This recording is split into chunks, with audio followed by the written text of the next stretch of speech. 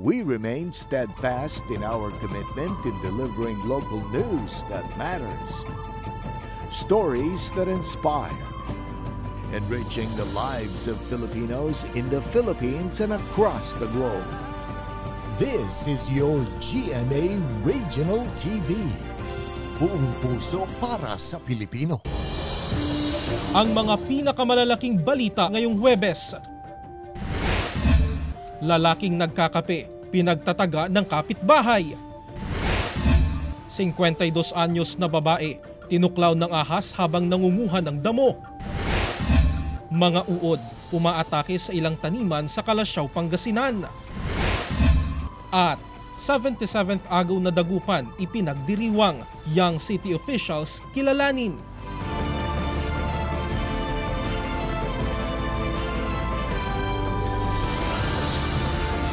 Ito ang GMA Regional TV 1 North Central Luzon. Masantos yang araw na imbag Malembaya pagat panapon kapuso. Narito na ang One North Central Luzon. Hatid namin ang mga pinakamalaki at pinakahuling balita sa Hilaga at Gitnang Luzon.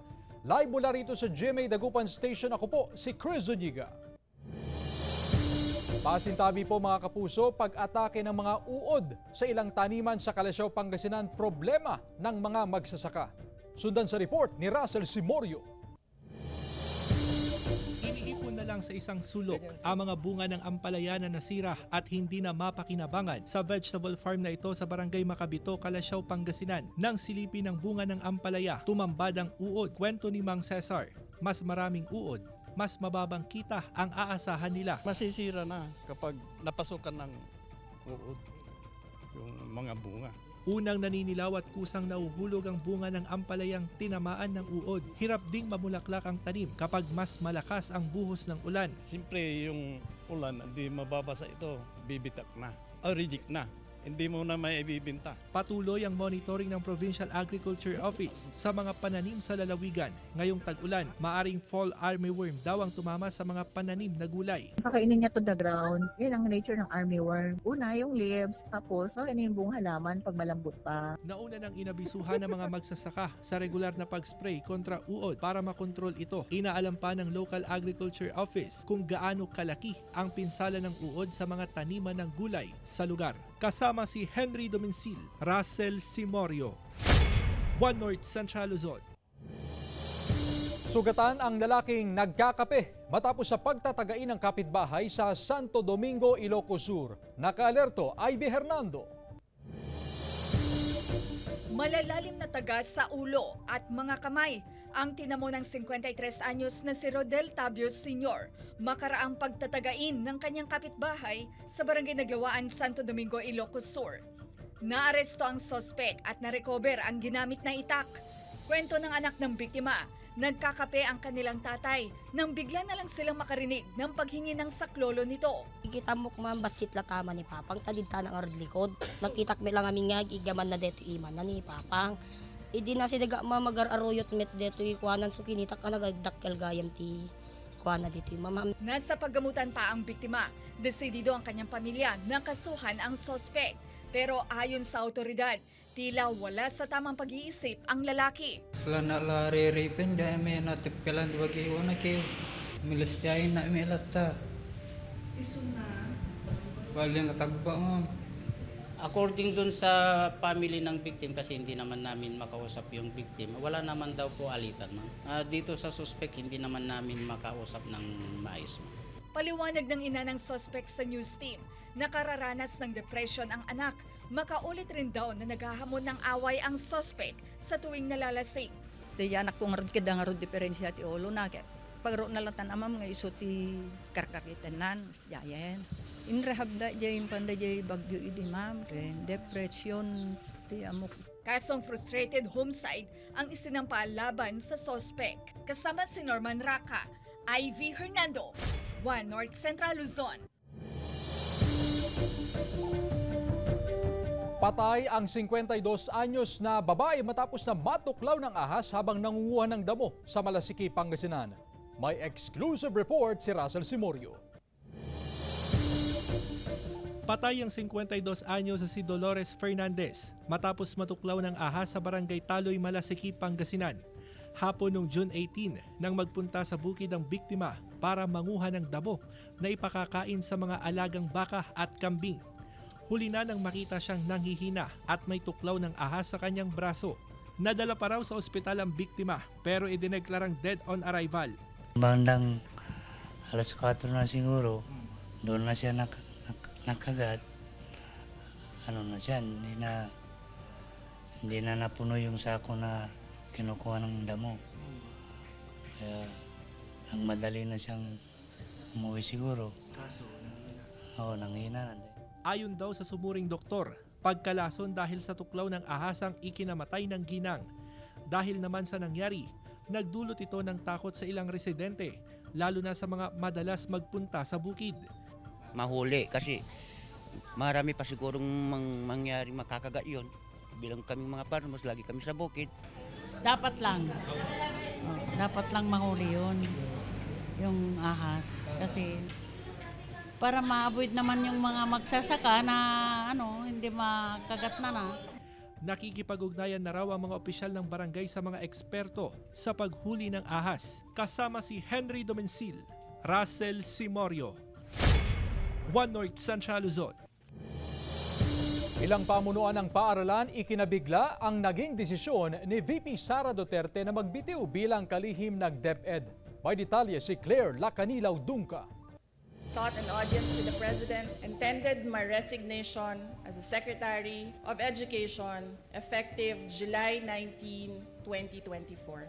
Sa press conference, kinumpirma ni Vice President Sara Duterte ang kanyang pagbibitiw bilang kalihim ng Department of Education. Personal daw na kinausap ni Vice President Sara Duterte si Pangulong Ferdinand Marcos Jr. ukol sa pagbibitiw bilang kalihim ng DepEd at Vice Chairperson ng National Task Force to End Local Communist Armed Conflict. Ayon kay VP Sara, kahit hindi na siyang tumatayong kalihim ng edukasyon, ay mananatili pa rin daw siyang magiging ina na magmamatsyag para sa nararapat na edukasyon para sa mga guro at estudyante.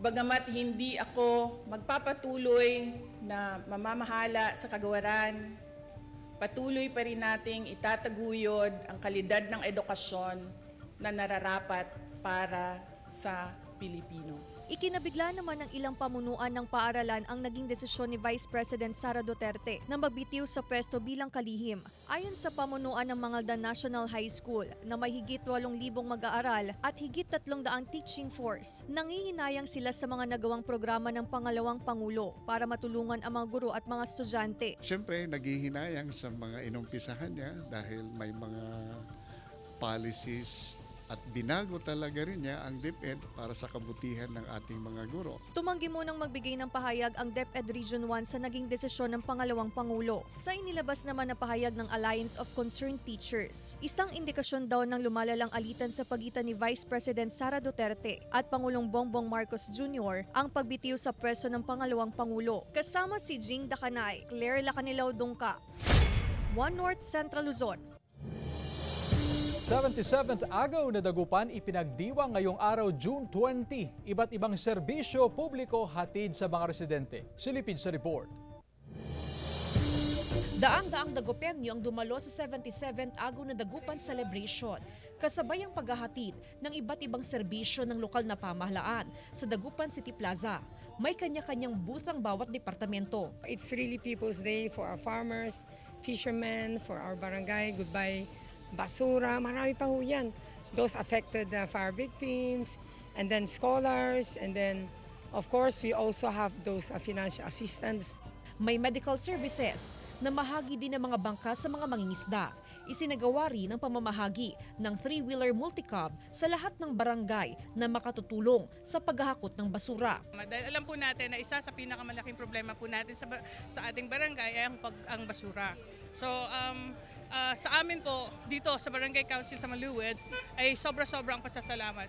Binigyang pagkilala din ang mga uliran ni ina na barangay. Ipinamahagi din ng terminal leave pay at iba pang benefits ng mga retiree. Ipinakilala na rin sa publiko ang mga 2024 Manling Korya Kalangwaran o City Young Officials. Actually, it's an honor po to be the Young City Mayor kasi hindi lang I'm not only going to lead everyone, however, I am also going to assist Mayor Belen T. Fernandez. Ginaganap ang Dagupan Day bilang paggunita sa pagiging chartered city nito noong June 20, 1947 sa bisa ng Republic Act 170 na authored ng Pangasinense at former House Speaker Eugenio Perez.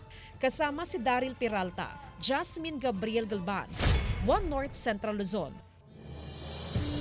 17 fashion designers naman ang nagtagisan ng galing sa paglikha ng disenyo sa isinagawang Inabel Fashion Show and Competition na bahagi ng 59 Charter Day celebration ng Lawag City. Nagpamalas ng galing sa pagiging malikhain ang mga kalahok. Sa huli, itinanghal na wagi sa kompetisyon ang Ilocano designer na si George Ronduen Jr. mula Batak City. Layo ng pamahalaang panglungsod ng Lawag na lalo pang makilala ang Inabel bilang tatak Ilocano sa pamamagitan ng promosyon nito. Ito ang GMA Regional TV 1 North Central Luzon.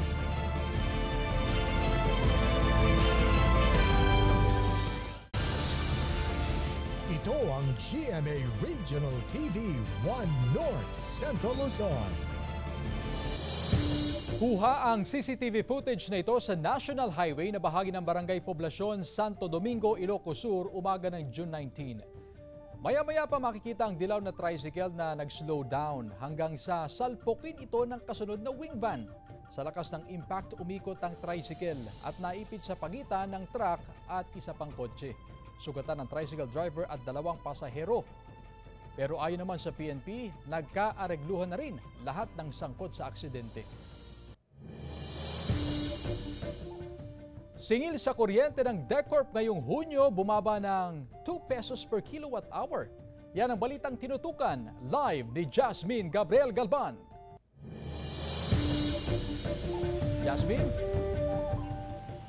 Chris, ipinaliwanag ng DECORP ang dahilan kung bakit bumaba ang singil sa kuryente ngayong buwan ng Hunyo. Bumaba ng 2 piso per kilowatt hour ang singil sa kuryente ngayong buwan ng Hunyo ayon sa Dagupan Electric Corporation o DECORP mula sa mahigit 10 piso na average selling rate per kilowatt hour. Ngayon umabot sa mahigit 8 piso. Pero kasunod ng pagbaba sa singil sa kuryente ngayong buwan, asahan naman daw ang pagtaas sa singil sa kuryente simula Hulyo hanggang Setyembre. Matapos kasing tumaas ang demand sa kuryente sa nakalipas na mga buwan, sunod-sunod ang shutdown ng mga power supplier na nagdulot ng pagnipis sa supply ng kuryente. Inaasahan ng DECORP ang pagtaas ng generation cost at transmission cost dahil sa higher purchase power cost mula sa Wholesale Electricity Spot Market o WESM. Naglabas ng kautusan ng Energy Regulatory Commission o ERC na huwag minsanang singilin ang WESM generation cost, bagkus singilin ito sa pamamagitan ng staggered payment sa loob ng 4 na buwan. Yeah, mataas yun kasi parang nasa kung magkukonsumo ka ng 100 kilowatt hours sa generation lang mga additional mga additional 60 to 70 pesos sa bill mo. So sa mga minimum wage earner, mataas na yun. Makatutulong daw sa pagbaba ng electric bill ang pagtitipid sa konsumo sa kuryente. Tataas na naman. So, wala tayong magagawa kung mataas talaga, hindi naman. Magtitipid, yun nga sinasabi ko sa mga kasama ko sa bahay. Ngayong araw, nasa 15,350 ang available generating capacity sa Luzon, habang nasa 12,727 ang system peak demand. Chris, ayon sa DECORP, yung naranasang thunderstorm noong nakarang mga araw ay walang epekto doon sa supply ng kuryente. Ganon din doon sa possible na increase sa singil sa kuryente. Pero ang panawagan ng DECORP, sakali man na mayroong mga thunderstorm advisory, ay mas mainam na i-switch off o tanggalin sa mga saksaka ng appliances para sa safety purposes. Chris? Maraming salamat, Jasmine Gabriel Galban. 4 na barangay sa Pasukin, Ilocos Norte, mahigit 3 buwan nang nakakaranas ng mahina hanggang sa kawalan ng supply ng tubig. Narito ang report. Problemado ngayon ang 4 na barangay sa Pasukin, Ilocos Norte sa nararanasang mahina na kung minsan ay tuluyang nawawalang supply ng tubig sa barangay Poblasyon 1, 2, 3 at 4. Ang ilang residente hindi na raw nakakaligo at nakakapaglaba dahil walang tubig. Dati irigat may. Tawa mo ti danom nga usaram may, di kami pa'y makaluton. Isa nga gumatgatang kam dito karinder yan ko na di kami makaluto ti kanum may. Anda dahil na tempo na nga na lilimpay nung kada dyan danom nga rumor dyan gripo mi. Wala siguro mo. Nasuro ka talong nga bulan siguro. Kasto ko yun, nakarigrigat. Kumampay ko sa ramiyan sa CR no. Naduman. Halos 3 buwan na raw itong inirereklamo ng mga residente sa Prime Water, Ilocos Norte pero wala pa ring aksyon. Ang ilang negosyo gaya ng karinderya ni Ofelio napipilitang magsara kapag walang maipong tubig sa gabi. Sala na piksat basit ti Rabi. Nung makaringgat, bigatan awanan tetid, maging ganap malam. Doror nung kamti danom, doma, may pusang kampay. Ang kampay la sumakdo, ti yan pa, kita bomba no, kita bomba na. Pinuntahan ng news team ang Prime Water Ilocos Norte pero wala raw doon ang kanilang branch manager para magsalita. Patuloy na sinisikap ng GMA Regional TV 1 North Central Luzon na makuhanan sila ng pahayag. Kasama si Reynold Velasco, Jarek Pasilyao, 1 North Central Luzon. Mahigit 500 job vacancies hatid ng peso sa isinagawang job fair sa Mangaldan, Pangasinan. Sundan sa report. Sa unang pagkakataon, nagbakasakali ang 44 anyos na dating OFW na si Alvin Carlos na mag-apply ng trabaho sa mini job fair ng lokal na pamahalaan. Para sa kanya, mahirap ang malayo sa kanyang pamilya, kaya nagpasya na siyang umuwi ng Pilipinas. Para income, kasi hirap din sa magkano lang yung naipon, magkano lang yung natitirang Kaya kailangan talaga ng trabaho. Malaking tulong din ang job fair para sa mga kumpanya na nangangailangan ng manpower. Pwede tayo makakita ng mga tao dito na naghahanap talaga ng trabaho. Number 2, pwede pa natin silang i-enhance kung ano yung mga nagkakulangan sa mga naging interview sa kanila. So pwede pa natin silang i-train. Ayon sa Mangaldan Municipal Public Employment Services Office, nasa mahigit 500 na trabaho ang alok sa mga job seeker. Kabilang narito ang customer service, sales and marketing. Nais nilang matugunan ang problema sa unemployment, kaya patuloy nilang inilalapit sa publiko ang mga bakanteng trabaho, lokal man o abroad. Present situation natin na isa sa mga kailangan mabigyan ng atensyon ng ating hindi lang ang local na government kundi ang national government, yung unemployment problem. Ilan naman sa mga nag-apply ng trabaho ang hard on the spot. Kasama si Jing Dakanay, Claire Lacanilaw Dungka, 1 North Central Luzon. Tarlac Police Provincial Office sinusuyod na raw ang mga barangay para matiyak na walang illegal pogo hub sa lalawigan. May ulat si Joan Punsoy.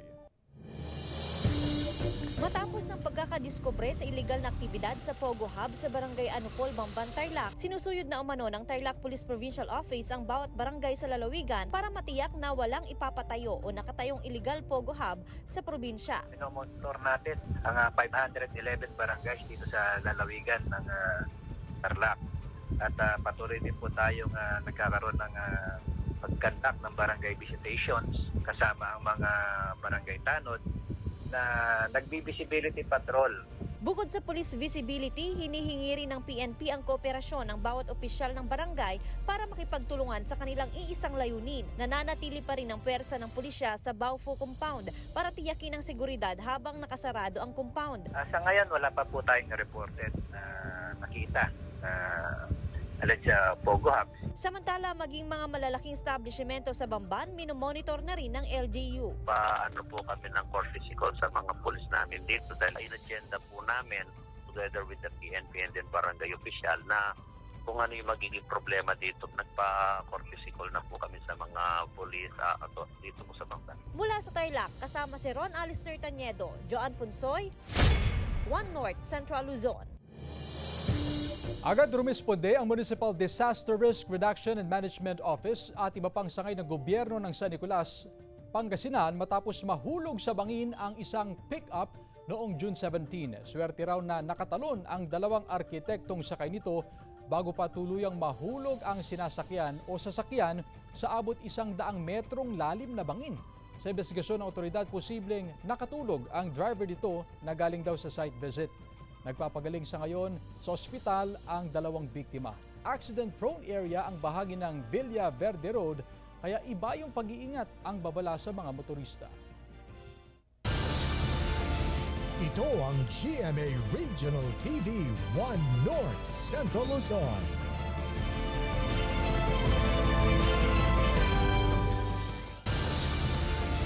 Ito ang GMA Regional TV 1 North Central Luzon.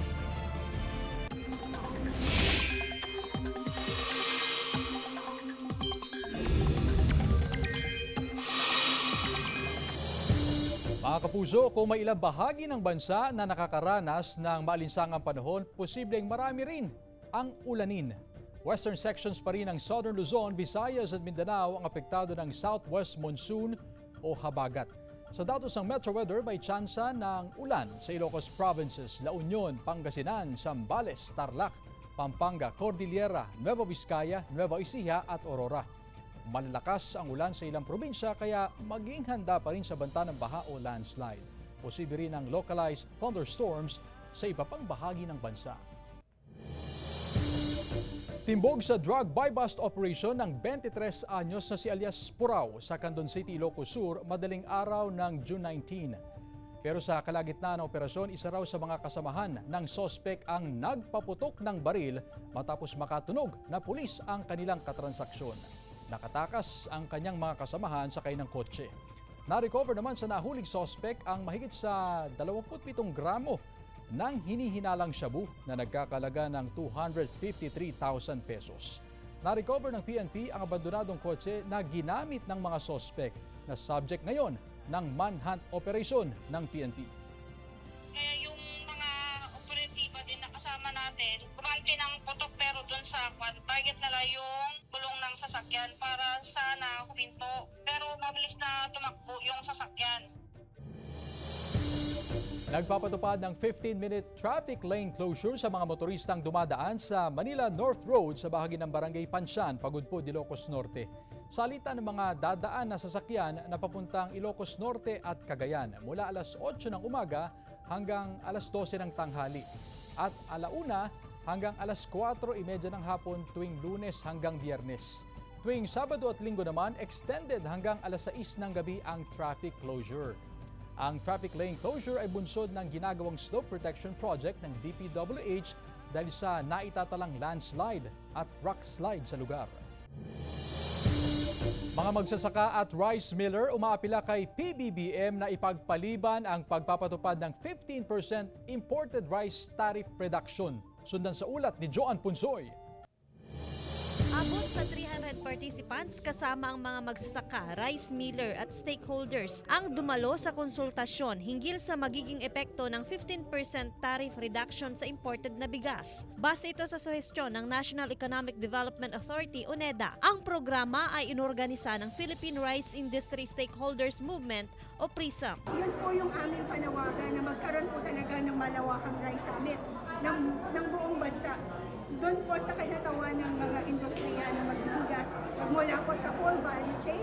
Ito po ang binubuo ng mga seed growers, ng ating farmers, ng ating millers, ng traders, ng importers, ng consumer, ng retailers at consumer. Dumadaing ang mga rice miller, seed growers at traders na nakabili ng mataas na presyo ng palay nitong anihan. 6 to 7 pesos kada kilo ang posible raw nilang ikalugi kapag ipinatupad ang pagbaba sa taripa ng imported rice. Nagulat din po kami dun sa pagbaba ng tariff kasi lahat po, kahit hindi lang kami ng rice mill, even the rice trader, even the rice retailer na may hawak po, yes, importers lalo na, dahil sila po ang na-encourage talaga na magpadala ng maraming bigas because of the El Nino. Hirap na hirap na tayo. Hilingin natin sa Pangulo na huwag muna itong ipatupad. Kung ipatutupad man, tulad nga po sinasabi ng mga eksperto, dahan-dahan. Kaya umaapila kay Pangulong Bongbong Marcos ang mga magsasaka at stakeholders kung pwede pang ipagpaliban ang pagpapatupad ng bagong rice tarification law. Joan Punsoy, 1 North Central Luzon. Narito na ang Ratsyada Balita. Nagpakitang gilas ng talento ang mga barangay health workers sa Mangaldan, Pangasinan bilang bahagi ng kauna-unahang General Assembly ng mga BHW sa bayan. Ang isang grupong ito humataw sa pagsayaw. Ang naturang aktibidad ay dinaluhan ng daan-daang BHW sa bayan. Layo ng programa na bigyan ng tamang kaalaman ng mga BHW bilang first health responders sa kanilang mga barangay. Nagpamahagi ng livelihood equipment ang pamahalaang lungsod ng Lawag sa ilang Lawagenyo bilang panimula sa pagninegosyo kasabay ng Charter Day celebration ng lungsod. Kabilang sa mga ipinamahagi ang Nego Cart. Aabot sa halos 800,000 pesos na halaga ng livelihood equipment ang ipinamahagi ng LGU. Bukod dito, ipinarada rin sa lungsod ang mga bagong ambulansya na magagamit sa emergency quick response. Sa Kawayan City, Isabela, binigyan ng tig 10,000 piso ang 13 senior citizens na edad 70 pataas. Ayon sa lokal na pamahalaan, tulong ito ng LGU sa mga indigent senior citizens sa bayan na makatutulong sa pambili ng kanilang mga pangunahing pangangailangan tulad ng gamot. Jarek Pasilyao, 1 North Central Luzon.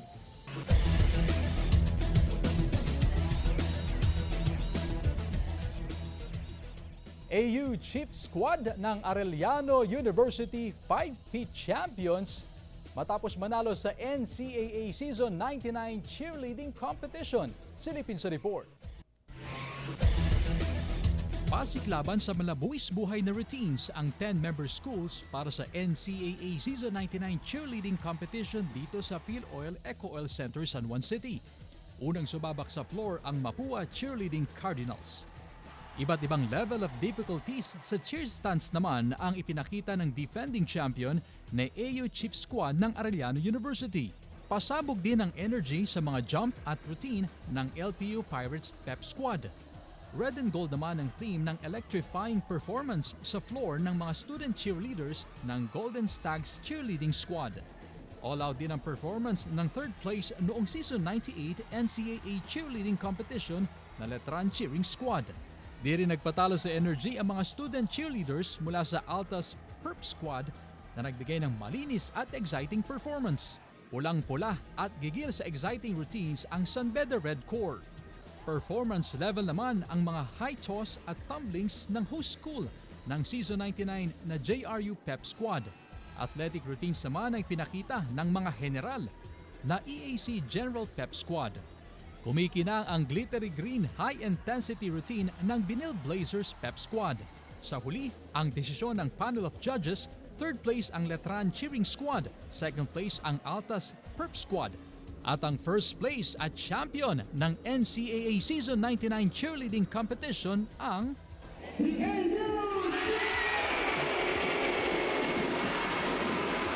Pinapasalamatan ko siyempre first si Lord, then second to Arellano community, then yung mga batang ito. Napakahusay nila! Present ang Management Committee ng 10-member schools ng NCAA Season 99, mga opisyal ng Philippine Cheer Union at GMA Network. Kailangan natin mapunood ang ating mga cheerleaders. Buong taon sila nag-provide ng motivation, they lifted our spirits all throughout the season. Now it's their turn to shine. Mapapanood ang delayed telecast ng NCAA Season 99 Cheerleading Competition sa June 23, Linggo, 10:30 ng umaga sa GTV. Samantala, mapapanood niyo po ang episode nito at iba pang pinakahuling lokal na balita sa official website ng GMA Regional TV, www.gmaregionaltv.com. Pwede rin kayo bumisita sa aming official YouTube channel, GMA Regional TV, at i-click ang subscribe button para sa pinakamainit na balita mula sa mga rehiyon. Nais din naming pasalamatan ang mga kapuso sa Hilaga at Gitnang Luzon, maging ang mga kapuso natin abroad. Dahil sa GMA Regional TV, local news matters. At yan ang mga pinakamalaki at pinakahuling balita sa Hilaga at Gitnang Luzon. Maraming salamat sa pagsama sa amin pati na ang mga kapuso sa ibang bansa na tumutok sa mga balita sa rehiyon. Ako po si Chris Zuniga. Kami ang GMA Regional TV 1 North Central Luzon. Buong puwersa para sa mas malaking misyon at mas malawak na pagdilingkod sa bayan.